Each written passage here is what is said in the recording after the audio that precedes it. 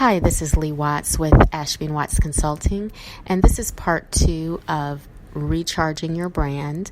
Number 2 is begin with the end in mind. As I mentioned in number 1, knowing your brand, it is critical, so important with marketing and branding to know who you are and where you want to go. What are your ultimate goals? What is it that you really want to accomplish with your brand? It's important to position yourself for what you want and where you want to go. So often people practice random marketing and branding with no goals and no direction, doing a lot of tactical activity with no strategy. And what I mean by tactical activity is many times people want to create the logo, put the website up, and put an ad out. And those are some tactical, real marketing things that definitely need to be done depending on your industry. However, doing the strategy behind that is so important before you even get to the tactical work. You have to know what your goals are and begin with the end in mind. Who do you want to be? What industry is important to you? Who are your target audiences, and what value do you want to add?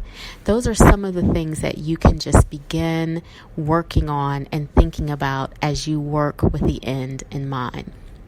As I've mentioned in part 1 of this, at the end of each podcast, I will have a P3 exercise, the power of 3. So I want you to take 3 words or come up with 3 words that describe where you want to be. And not necessarily giving a long, detailed paragraph about where you want to be, but be very clear on where you want to be. And that means in your industry, in your career, or again, how you want people to perceive your brand. If you want to be an expert leader, that could be your first point.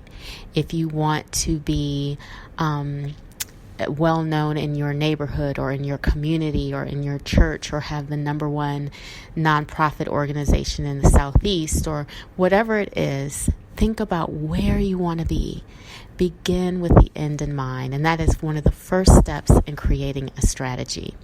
So, as I mentioned in part 1, know your brand, know who you are, assess where you are, and number 2, begin with the end in mind.